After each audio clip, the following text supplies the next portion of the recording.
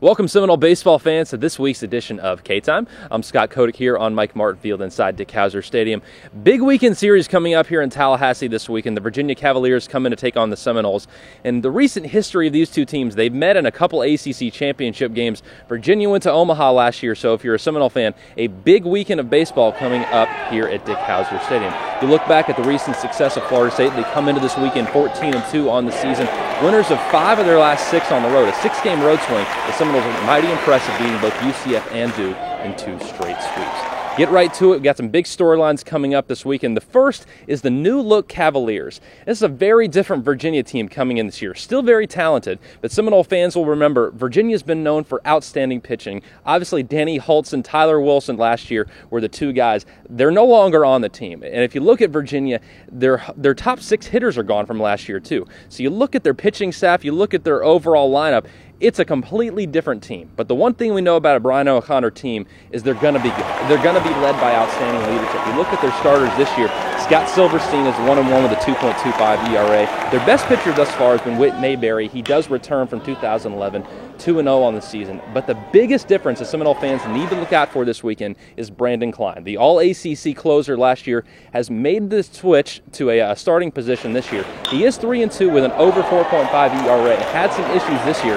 Seminoles are going to need to exploit that this weekend. My second storyline for this weekend is the Seminole 1 and 2 hitters being Sherman Johnson and Devin Travis. So far, it has been a little bit slow start to the season for these 2 young men. Very good friends as well. Sherman Johnson hitting .250 on the season, Devin Travis at .303. The Seminoles are at their very best when those 2 guys hit the ball. When they get on base, it's very obvious if your first 2 guys get on base, you're going to score a lot of runs. You give it over to James Ramsey and Jace Boyd, you're going to put runs on the scoreboard. So for the Seminoles, as they open up ACC play at home this weekend, Sherman Johnson and Devin Travis need to step up for the Seminoles. If they do that, it could very easily be a weekend sweep.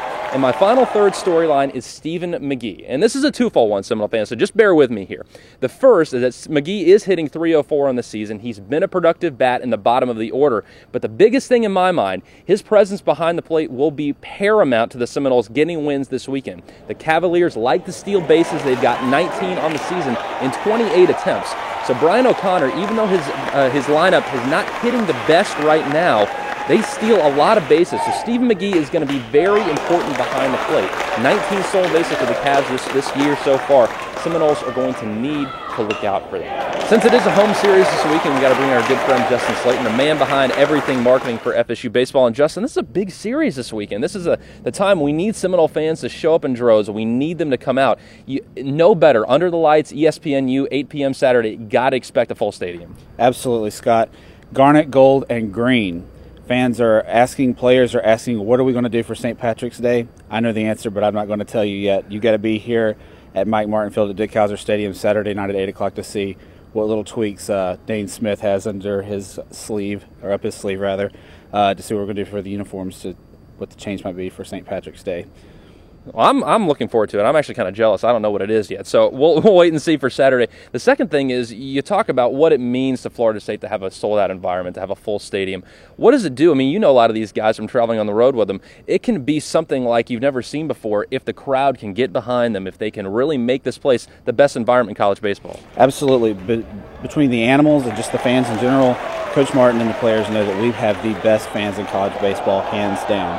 And if we can have this environment here Saturday night, Sunday, and Monday night in front of ESPNU and the nation watching us, and it is loud and it is crazy, that helps us. That's the 10th player on the field during the game. Absolutely. It can get loud and crazy and wreak havoc for the baseball team. And finally, talk about what fans can expect when they come out to the ballpark. Anything that's going to be going on special this weekend? Well, a lot of fans are always interested in tweeting me and emailing or asking or finding me in the stadium, asking me what new batting songs can you expect. Is Jace Boyd going to break out Miley Cyrus again? That's always the hot question. The only 2 things I can guarantee you are Devin Travis will do all of the lights, and that's about it. Other than that, you never know. Justin Gonzalez is always switching it up. Jace Boyd is always switching it up, so we'll see. Could be something interesting. You never know what you're going to find when you get out here. Well, thanks, Justin, for joining us. Big weekend series coming up here at Dick Howser Stadium. It is a little bit different, fans, so remember, Saturday, Sunday, and Monday. The Saturday game is a late one. I know we're looking forward to it under lights here at Hauser. 8 p.m. on Saturday, 2 p.m. on Sunday, and 7 p.m. on Monday night. Cavs and the Noles doesn't get any better in the ACC. So for Justin Slayton, I'm Scott Kodak. Go Noles! We'll see you next week on K-Time.